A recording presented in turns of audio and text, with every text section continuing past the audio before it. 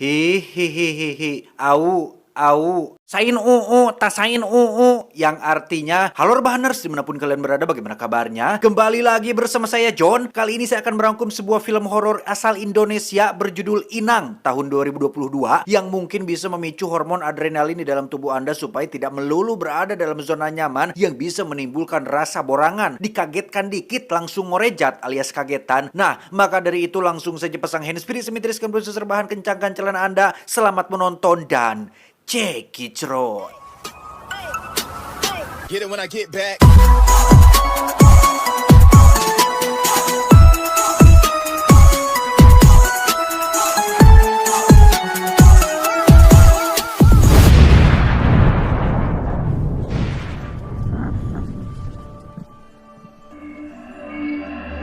Kisah akan berfokus pada seorang kasir swalayan bernama Wulan yang diketahui sedang hamil beberapa bulan. Namun masalahnya, pria yang menghamilinya tidak mau tanggung jawab dan hanya ingin wenak-wenaknya saja. Sehingga hal tersebut cukup membuat Wulan menjadi stres.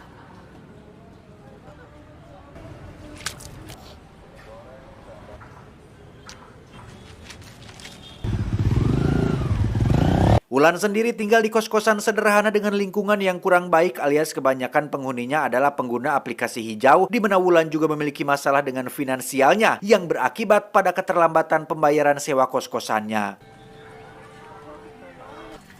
Belum gajian, Bang. Iya, Bang. Zubaida. Wulan pun mencoba untuk kasbon kepada bosnya alias bapak manajer swalayan, namun ternyata beliau adalah lelaki kurang ajar yang sering sangean, sehingga ketika si bos meminta syarat yang aneh-aneh seperti staycation di luar kota, Wulan pun langsung mengundurkan diri saat itu juga. Semana? Dia bernama Nita, satu-satunya sahabat dekat Wulan yang juga kerja di swalayan, di mana Nita berusaha untuk mencarikan pekerjaan baru bagi Wulan, tetapi nampaknya hal itu tidak mudah dan membutuhkan waktu yang tidak sebentar, sehingga untuk sementara waktu, Wulan hanya bisa berdiam diri menjadi pengangguran di kosannya.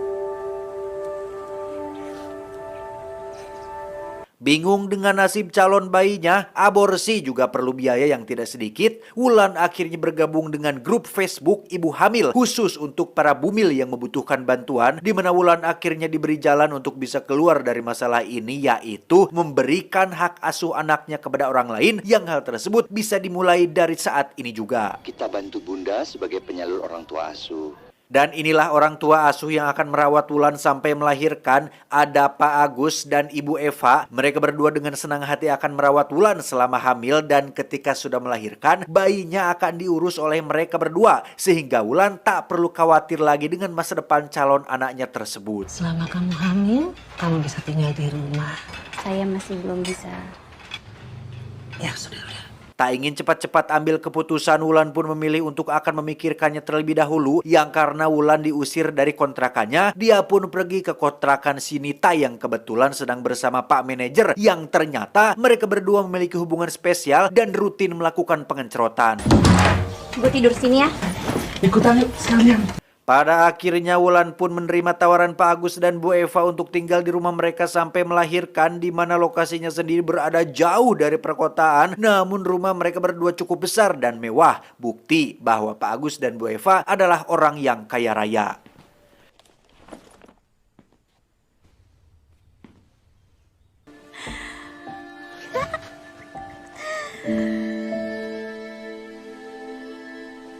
Wulan pun semakin dibuat nyaman dan aman tatkala Bu Eva dan Pak Agus benar-benar memperlakukan Wulan dengan sangat baik kepadanya seperti anak sendiri, sehingga Wulan akhirnya 100% yakin jika keputusannya untuk menerima tawaran ini adalah pilihan yang tepat.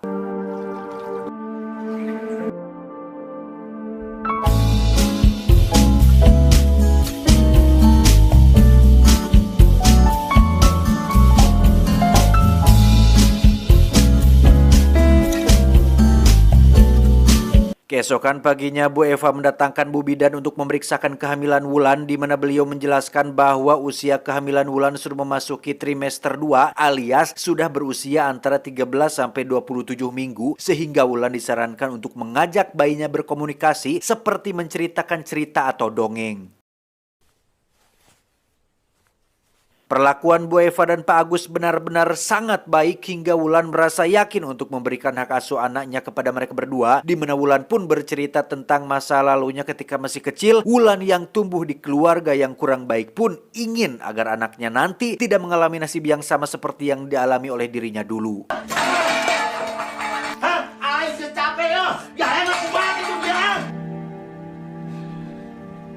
Sesuai saran dari Ibu Bidan, Wulan pun mulai menceritakan sebuah dongeng untuk anaknya yang bukannya memilih buku yang berisi cerita yang baik-baik atau dongeng anak yang pemilihan katanya santun. Wulan justru memilih buku dongeng tentang bandit dan pasar setan yang berisi penuh dengan kata-kata yang tidak pantas. Hihihihi. Anjing, maksudmu? Hihihihi.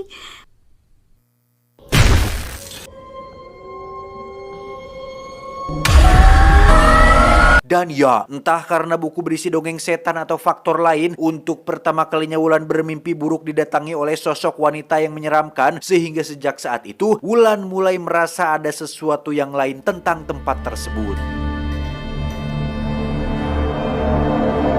Saat itulah ada tamu bernama Ki Ageng yang merupakan sahabat Pak Agus sekaligus seseorang yang bisa dikategorikan sebagai dukun. Wulan yang masuk generasi milenial pun agak risih melihat beliau menjeb-jebkan mantranya yang ketika Wulan dibuat tak sadarkan diri, dia langsung masuk ke dalam alam mimpi yang penuh dengan hal-hal mengerikan tentang keluarga ini.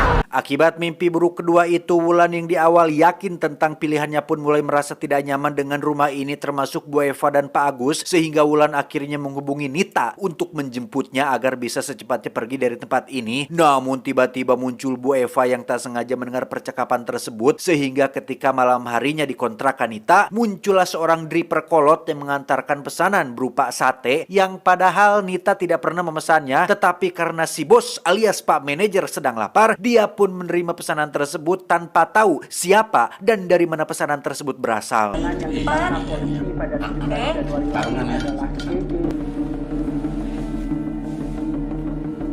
Dan ya, kecurigaan Wulan tentang Pak Agus dan Bu Eva ternyata benar. Pak Agus menyamar sebagai driver kolot untuk bisa meracuni Nita sehingga tidak ada orang lain lagi yang akan menjemput Wulan dari rumahnya. Sehingga Pak Bos Manajer Sangyan pun harus ikut mati gara-gara berada di tempat dan waktu yang salah.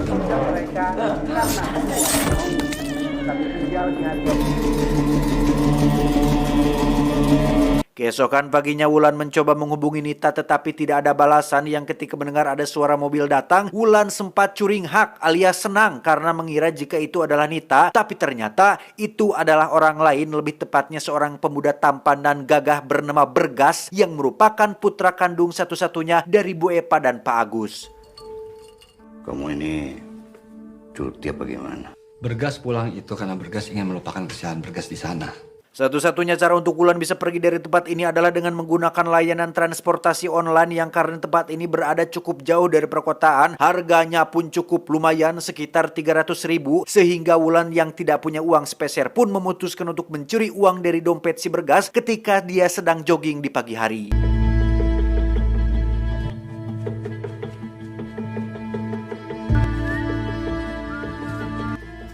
Anjing miskin-miskin juga.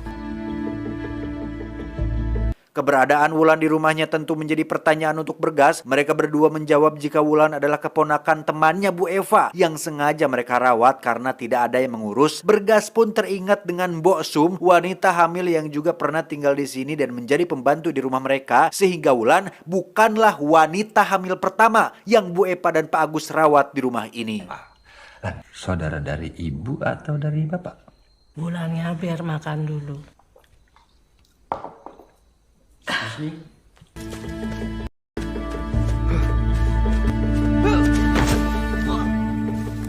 Singkat cerita, malam pun tiba. Gagal mendapatkan 300.000 dari dompet Bergas, Wulan pun nekat masuk ke kamar Bu Eva yang ketika sedang kokoreh dompet milik beliau, muncullah Bergas dan Bu Eva. Sehingga Wulan bersembunyi di dalam lemari. Mereka kembali membicarakan tentang Bosum yang setelah melahirkan anaknya, tiba-tiba menghilang bak ditelan bumi. Saat mereka berdua sudah pergi itulah, Wulan langsung keluar tetapi... Udah mulai sakit nih, Bu.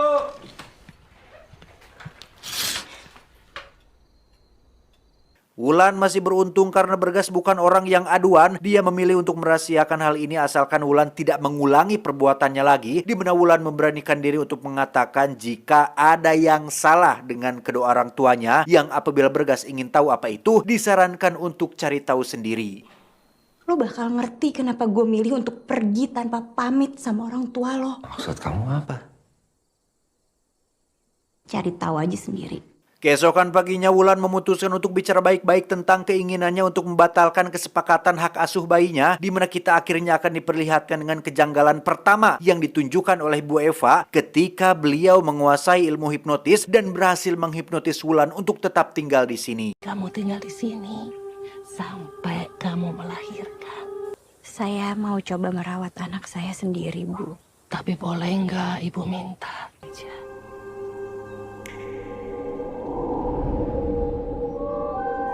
Iya. Bergas kembali menemui Wulan secara pribadi setelah merasa jika apa yang dikatakan Wulan tentang orang tuanya ada sedikit benarnya, di mana Bergas mengakui jika Wulan bukanlah wanita hamil pertama yang tinggal sementara di rumahnya, sehingga ketika keduanya sudah satu frekuensi, mereka berdua pun mulai melakukan penyelidikan untuk mengetahui apa yang sebenarnya sedang disembunyikan oleh Pak Agus dan Bu Eva.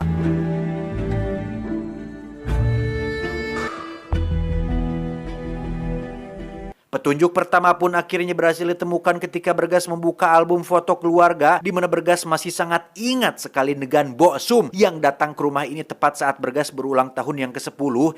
Pun sama dengan ulang tahun ke-20, ada saudara jauh ibunya yang sedang hamil dan tinggal di rumah ini, di mana sebentar lagi Bergas akan memasuki usia 30 dan muncul lagi wanita hamil yang tidak lain adalah Wulan. Besok saya 30. Saat saya ulang tahun ke-10, ada pembantu nyokap, Bosum. Saat saya ulang tahun ke-20, ada saudara jauh dari bokap Vina lagi hamil juga. Orang hamil itu untuk apa?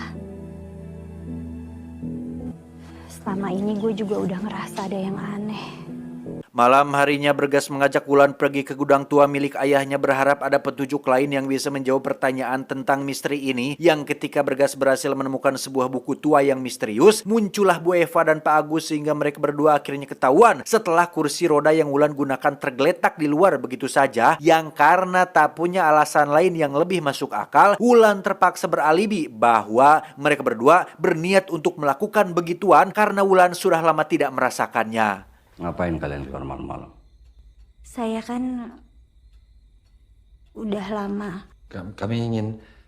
Saya yang ngajak Bergas keluar untuk begituan. Saat sudah di kamar itulah Bergas pun membaca buku tua yang ditemukannya yang berisi tentang sebuah ritual bernama Rebo Wekasan, yang setelah Bergas memahami isi ritual tersebut dan sadar jika Wulan sedang dalam bahaya, Bergas pun segera membawa Wulan pergi dari kedua orang tuanya. Yang karena mobil sang ayah tidak mau menyala, Bergas akhirnya mendorong Wulan menggunakan kursi roda hingga memasuki hutan gelap dan belantara.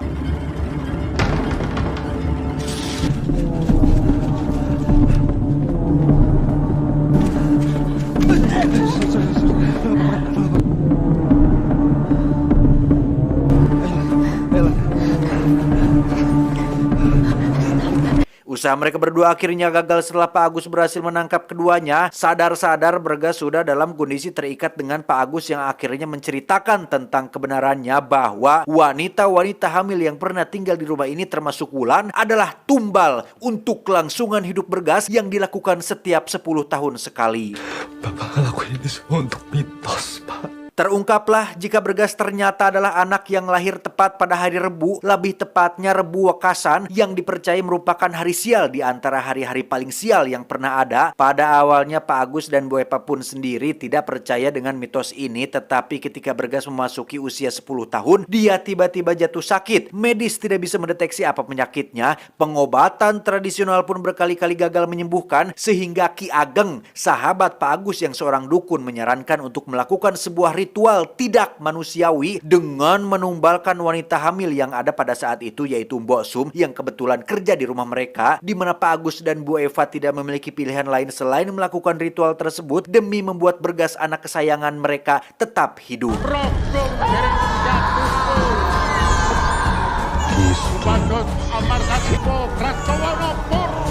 Mendengar cerita itu, Bergas masih tidak percaya, tetapi ketika Pak Agus mengingatkannya dengan kejadian 10 tahun yang lalu tepat saat Bergas berulang tahun ke-20, dia hampir mati gara-gara dipatuk orai alias ular, sehingga Bergas pada akhirnya percaya jika setiap 10 tahun sekali selalu saja ada musibah atau masalah yang datang kepadanya, yang apabila ritual ini tidak dilakukan, maka Bergas tidak akan lama hidup di dunia ini.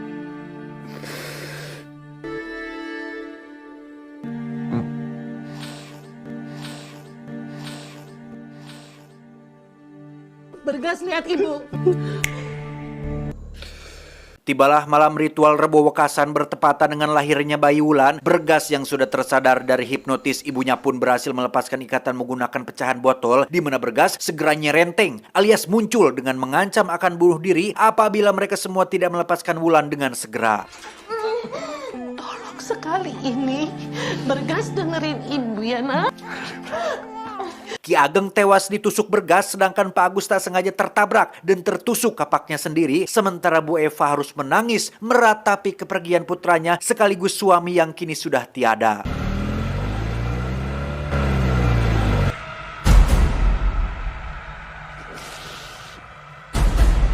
Entah apa rencana Bergas dan Wulan selanjutnya, mereka berdua memutuskan untuk melipir dulu di pinggir jalan membeli minum untuk si bayi, di mana saat Bergas baru saja membuka pintu mobil untuk pergi ke warung, tiba-tiba pada akhirnya Wulan menyaksikan sendiri mitos Rebo Wekasan tepat di depan mata kepalanya sendiri, sehingga 10 tahun kemudian ketika anaknya berulang tahun tepat ke-10, sang anak yang lahir tepat pada hari Rebo Wekasan pun pasti akan mengalami sial, entah itu penyakit atau musibah, sehingga Wulan akhirnya melakukan hal yang sama seperti yang dilakukan oleh Pak Agus dan Bu Eva, yaitu mencari ibu hamil untuk ditumbalkan. Namun cara atau metode yang Wulan lakukan lebih beringas dan brutal, yang hampir mirip seperti seorang psikopat.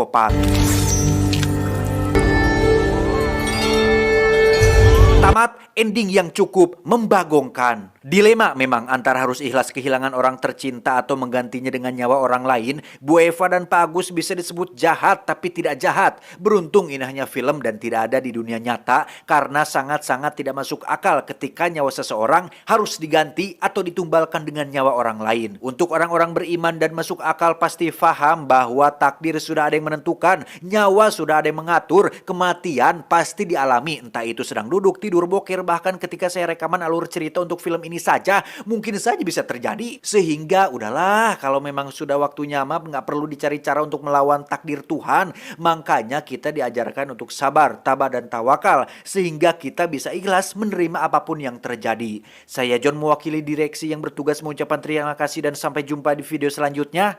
Adios, telur kacing calang Kalpin Haris.